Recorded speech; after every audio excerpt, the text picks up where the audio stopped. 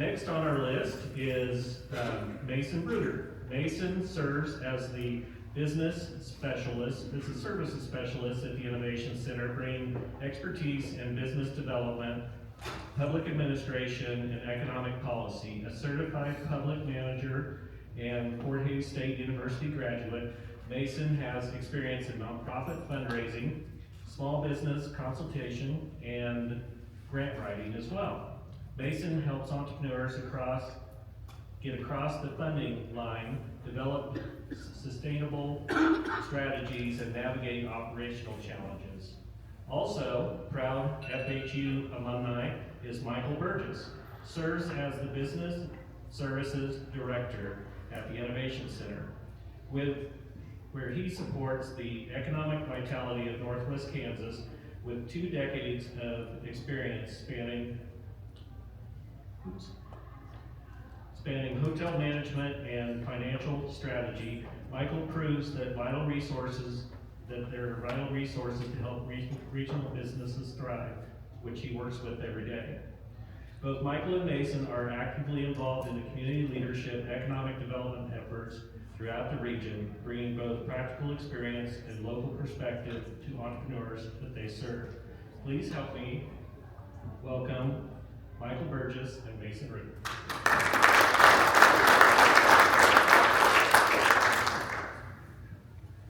Good afternoon. Thank you for letting us speak about business services. I appreciate the effort and time for the EcoDevos and the banking executives and the nonprofits that are here to hear about the incentives, the programs that Innovation Center for Hansen is putting together. Nice introduction, Scott. Thank you. I don't want to do much more as far as my services, as far as my background. As Business Services Director with the Business Innovation Center. Mason, of course, as the specialist. The titles don't mean a lot between us. We're a 2-man crew working 26 counties to help startups, entrepreneurs, young businesses get going in your communities. So we tackle it as a team with whatever expertise we can bring to it and with our network. So we are tied to the Kansas SBDC, Small Business Development Center. So our contract to provide business services at the Innovation Center is tied to the SBDC. So our region is the 26 counties. I like that idea of the magic word of 26 counties, Northwest Kansas. Mason and I are both based out of Hays here. We're in the brief space. Grove Hays is down there, so we have good connections with economic development right here in our own community. The other regions, there's another region here. Fort Hays is the head of SBDC. They do have an advisor and have a region themselves. Some of you may know her, Susan Pinka. She's tied to Fort Hays. She's the SBDC advisor. Lives in Hoisington, works out of Hoisington, but covers the Southwest region. So between the 3 of us, we're covering over 50-some counties here in western Kansas, and as we all know in this room, that's a big task to tackle as you're trying to bring business to western Kansas, and it feels like eastern part of the state dominates. So the rest of the SBDC services are provided through Washburn, Lawrence, Pittsburgh, Johnson County Community College, and Wichita.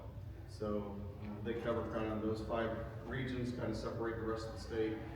For us, we're out here tackling it on our own. For our presentation, we're kind of going to go a little bit backwards. We're going to let our testimonials and our success stories talk first. Our collaboration efforts through a couple different venues that we work with closely. Let them tell their story. And then in the second half of our presentation, then we'll talk about how that process, when somebody gets referred to us or signs up for SBDC services or business services, what it looks like on our end as we process them through it.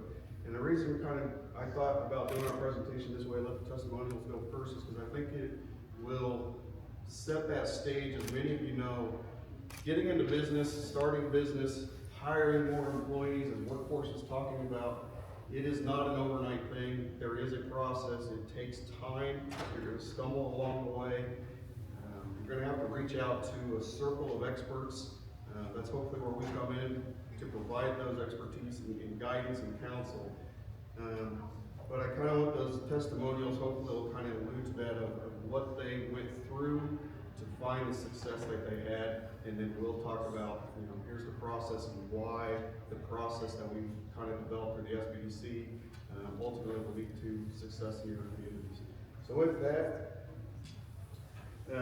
Gorell and Grave, Chris Gorell, is in a business that everybody's dying to get into. So here's the pun. He does engraving on tombstones. Chris could not be here today, and I would say that's unfortunate, but it is a very fortunate reason he is not here today.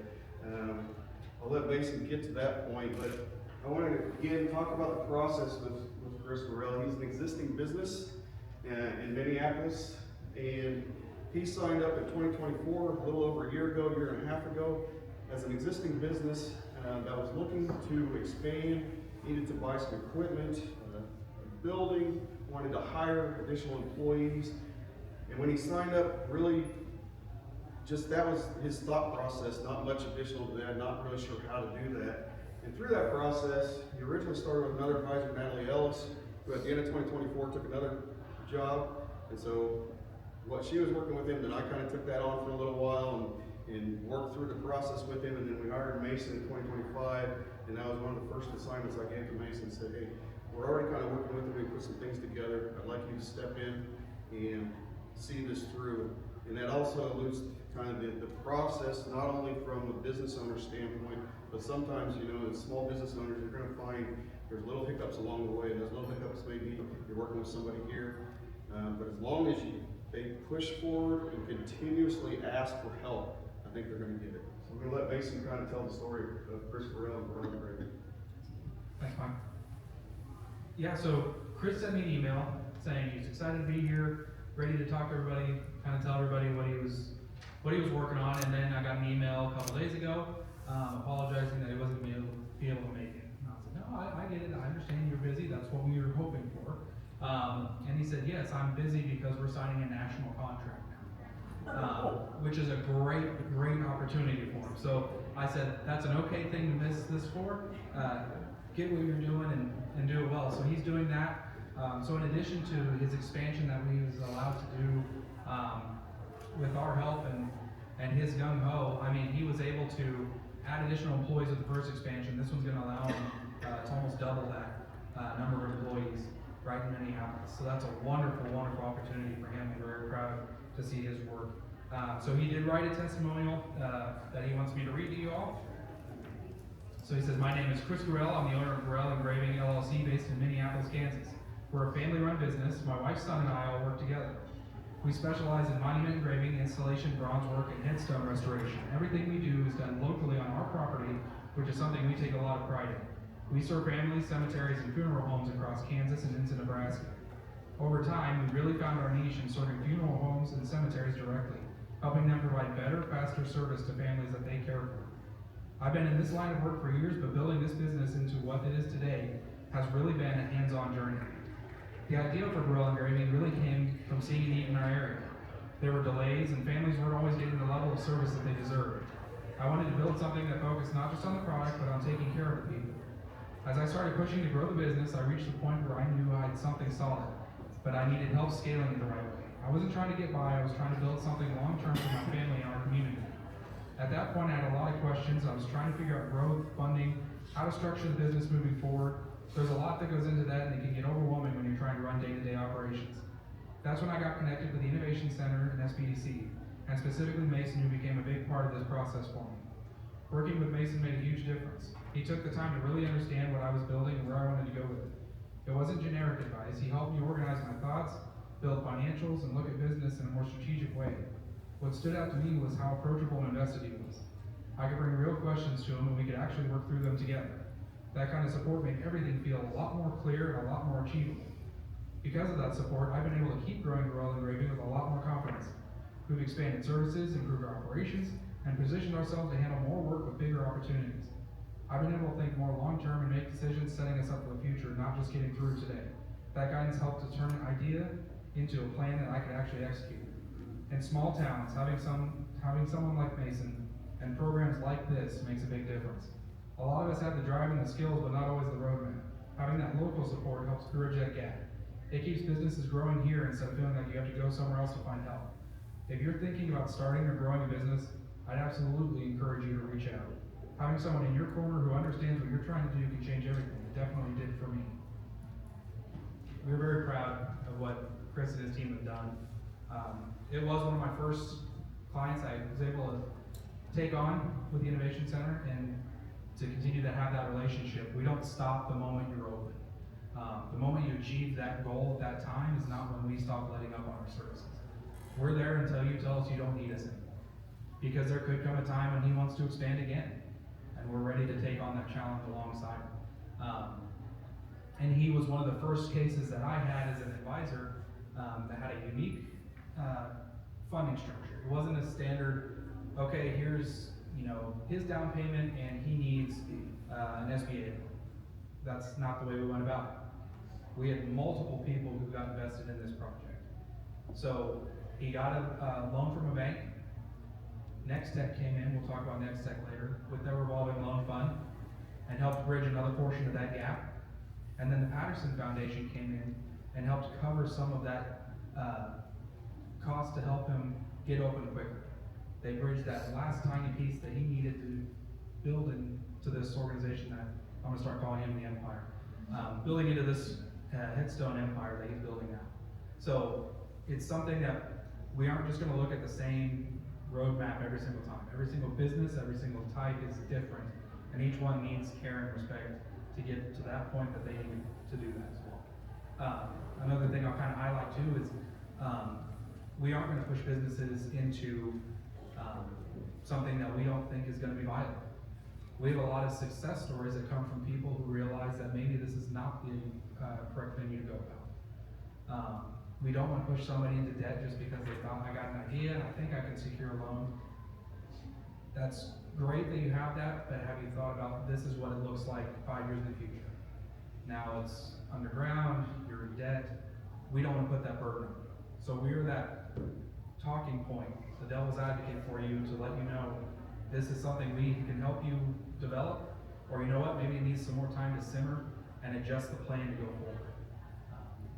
So it's a lot of wonderful opportunities that we've had with many different clients, and Girl is one of them. I'll do the introduction next one as well. Next group is another one of my newer clients. They have been wonderful to work with as well. I haven't met anybody probably as determined or passionate in not only doing something that they enjoy or that they're passionate about, but revitalizing a community and a destination. So I have Tyrell and Jessica Summers, who have been working to revitalize downtown Russell, and he's going to tell you about his wonderful venture. Thank you so much, Mason. I appreciate it. Thank you guys so much for having me here. It's an amazing opportunity to come and speak with all of you about what I'm trying to do along with my beautiful wife, Jessica, in downtown Russell. It's been quite a journey for us. It started about this time a year ago, to be truthful with you. I was a pretty avid volunteer at the Dream Theater, which is in beautiful downtown Russell. Fantastic theater. If you guys don't get the chance to ever go, like, go there. It's wonderful, beautiful shows. We were volunteering one night, and it was actually the night that AMC closed here in Hayes. It was showing the Minecraft movie, and we were the busiest I've ever seen in that location. We had line around the entire block. We were just not ready for it, to be truthful with you. But when I stepped out of that, I was exhausted, but extremely thrilled for the prospect of Russell finally getting to shine, at least the Main Street. And I walked out of the building and I looked across the street. And at that point in time, I owned one building alone besides my house. And that was the building that was directly across from it. It was an old antique store. It has a cedar kind of shingle awning on it that is like kind of up, kind of not. And it was in disrepair, to say the least of it. And there was an odd feeling of shame, to be truthful with you, as I walked out that door, because I wasn't doing what I needed to do to make that building something different.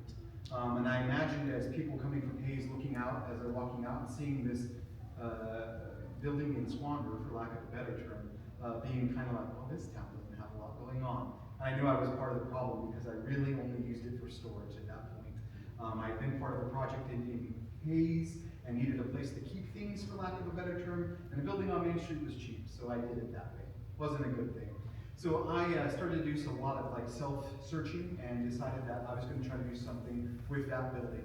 And first reached out to several people that I knew. One was Janae in Russell Regional Hospital. She works directly with me, and she had a previous history with economic development, and she led me pretty quickly to economic development now in Russell with Mike Parsons and Mick Riley, and they directed me towards Mason to get set up with him. And so I brought Mason an idea, but also I brought him more than just an idea, and I think that's where things really got exciting for us.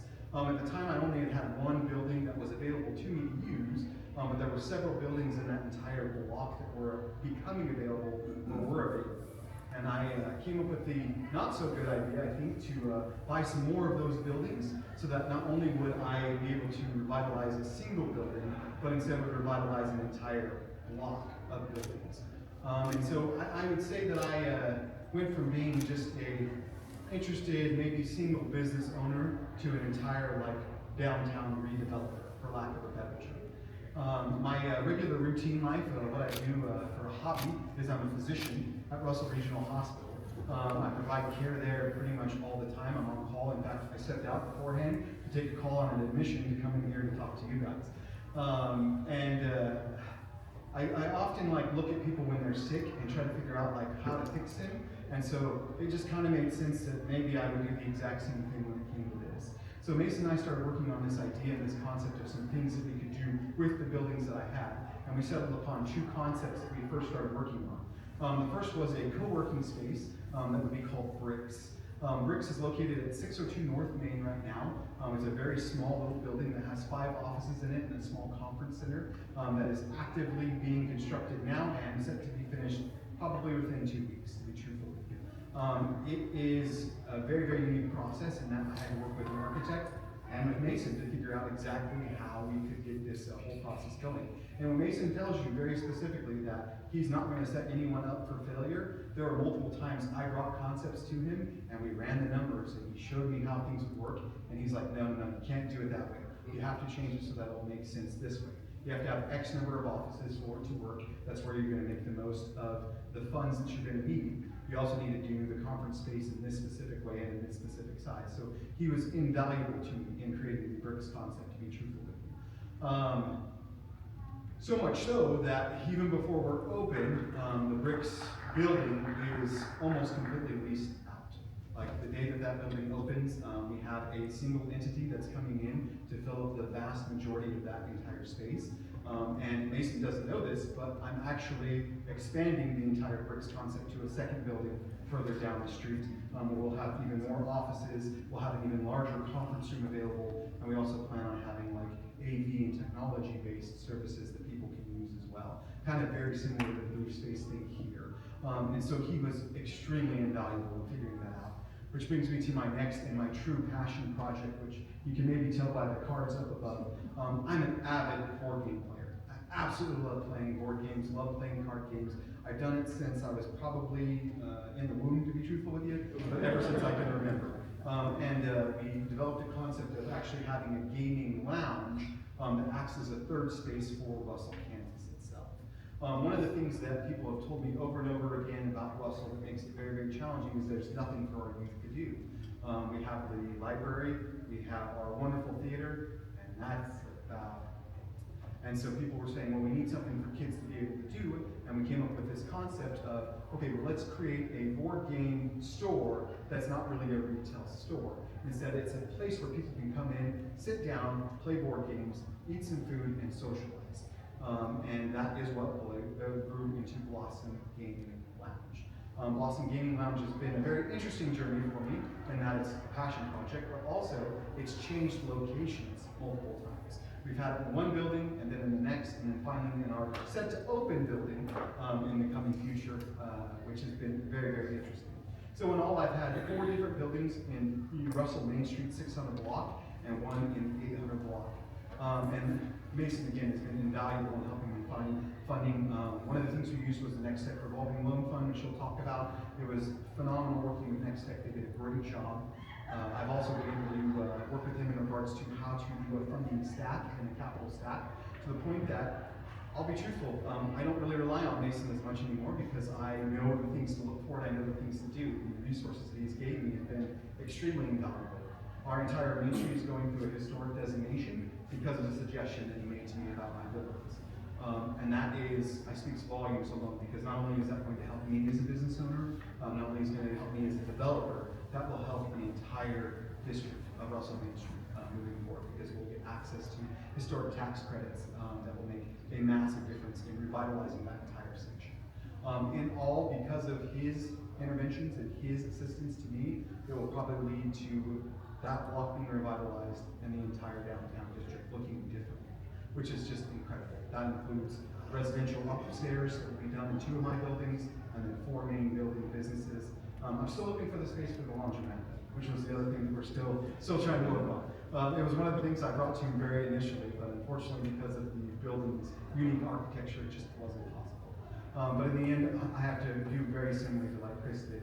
Without the Innovation Center, without these 2 gentlemen, like, it would have been exceptionally hard for me as a physician with no knowledge of business at all to do this big of a process. We continue to work with them. I need to sit down and have another meeting with them about some things, and it's just been an absolutely incredible process to do that. So I don't think I have much else to say, but I could continue talking about revitalization in Russell for the rest of this time, but I think it's probably better to hand the microphone back over to them.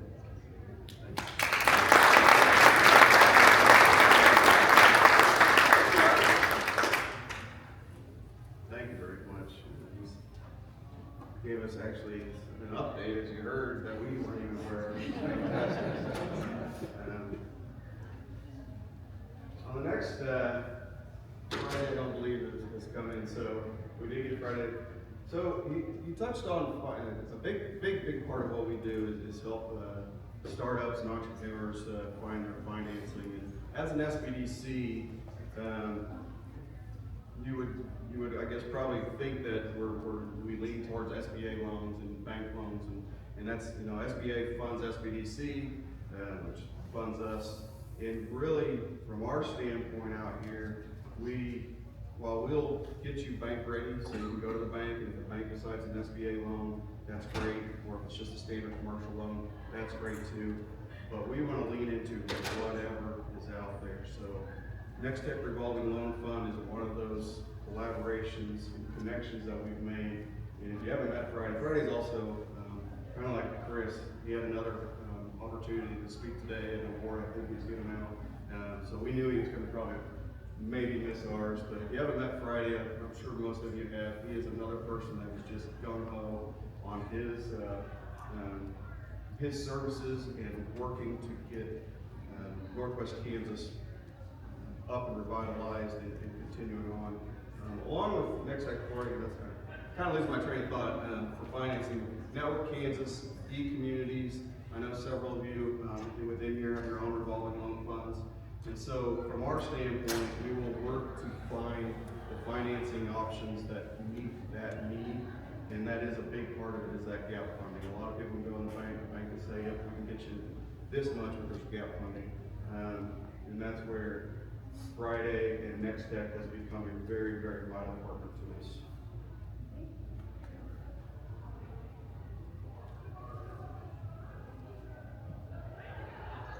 Hello everyone, good afternoon. Hope you all are having a great time.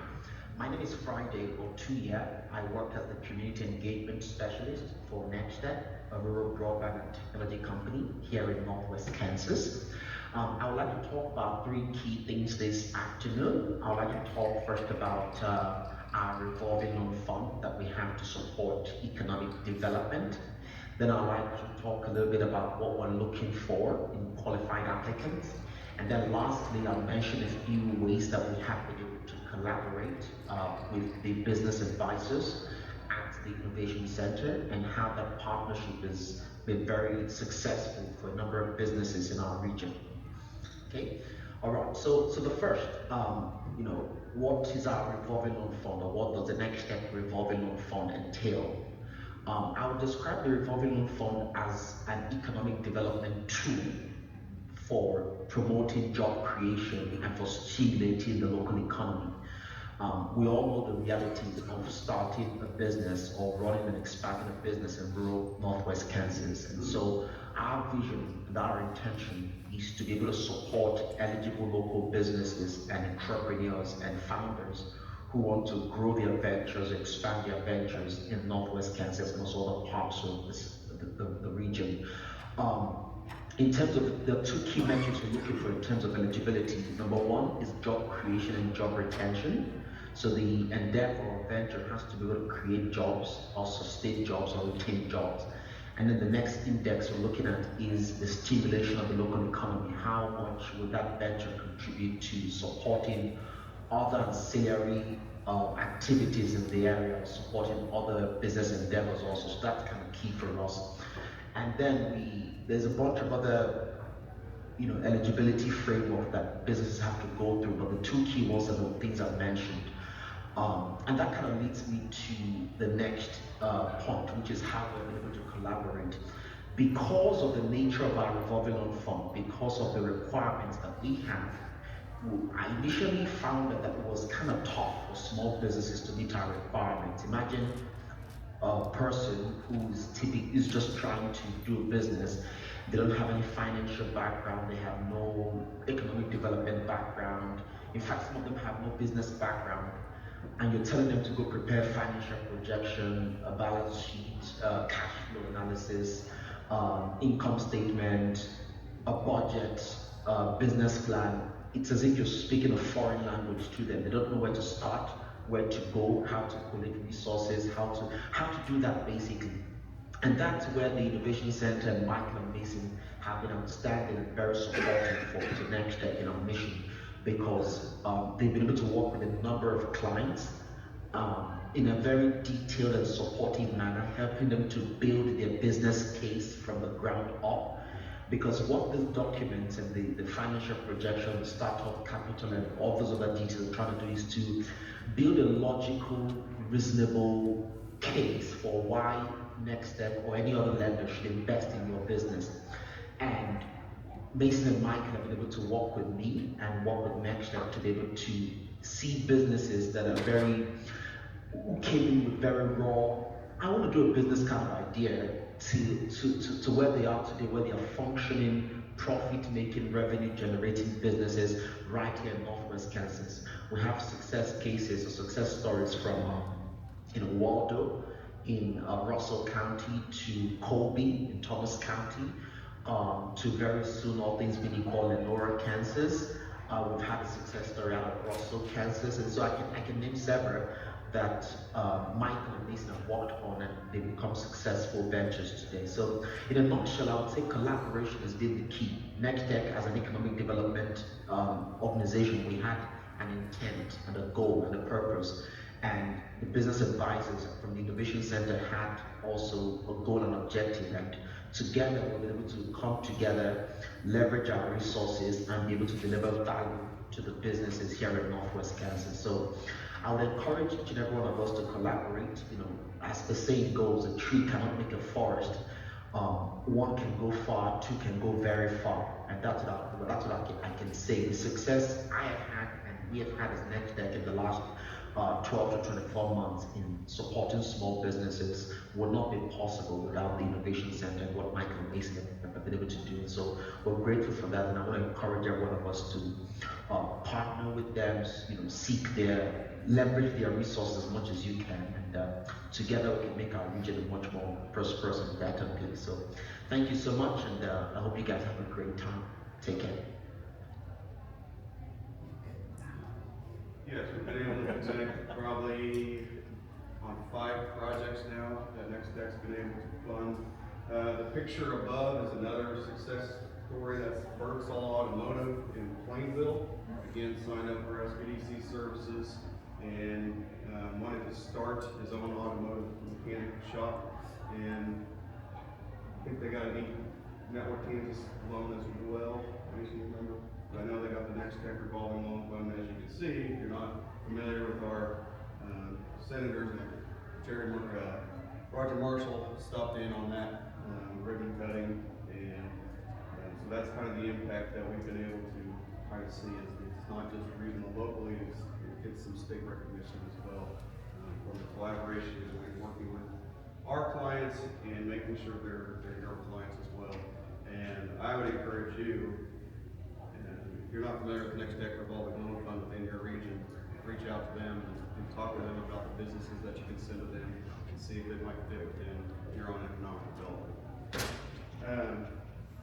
So that's the outcomes. That's where we come in, and again, the process that it takes, it may take a year or longer, but we have a process, and so that's kind of the next 15 minutes or so. It's kind of the other part to get them to speak first. It cuts down our time, they get to listen to us. The process of signing up, working with us, what we provide in research, questionnaires, development, and the execution of it. Simplest way to connect, two simple ways to refer your startups and entrepreneurs as you talk to them. One, go to the Innovation Center website, nwkeici.org, look at business services, the drop-down menu, it'll say Kansas SBDC Center there. Second way is to go directly to the kansasSBDC.net website, and again, read about SBDC services and what are provided, and become a client. And it's going to take those individuals to the Sign Up e-Center, which is the top piece. Real easy to sign up, name, email, password. From there, they can actually sign up and not be business if you just want to sign up yourself, so that way you have access to training. Wichita State puts on online training for all kinds of various things. Johnson County Community College also puts on a lot of training. As just signing up as an individual, you can get access to SBDC services. But from there, they sign up and then they go through, you can see little dots above. Fill out the information, talk about their business, what they're looking for.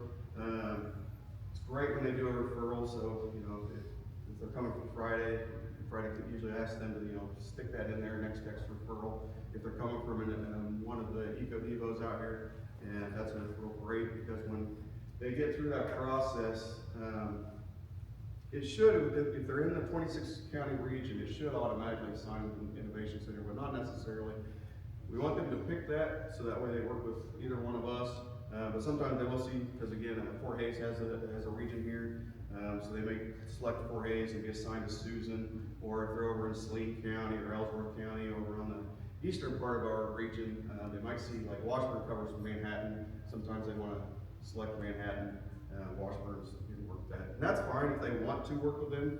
They provide the same services, but if they want to get routed here, so that way they're working directly with us, they do need to pick that Innovation Center site as their region.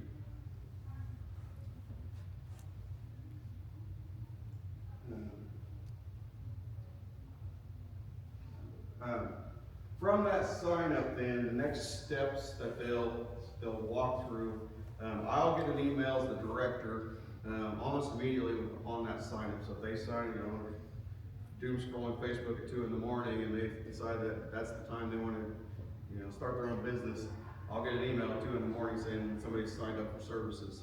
That email comes to me, and I try to, within a day, usually within 48 hours, I'm going to send a direct email coming from me to ask that person to schedule a 30-minute onboarding phone call. So they'll get that email from me to schedule that call. They get a link to my calendar so they can do it at their convenience. That first phone call then, I will go through all the information that they put in on sign up. We are state and federally funded, so there are requirements that we need to verify, name, email, phone, address, make sure that's all correct. If they didn't fat finger something, make sure all the information's right. Minority status, women-owned business, disability status, military status, those kind of things that, again, being government funded, they want that information in there on. And some of those things, especially like women-owned businesses and military status, they open up other opportunities that are out there for lending capacity. So that's the other reason to kind of verify those things. Part of my process of onboarding them too is to talk to them about what led you to our service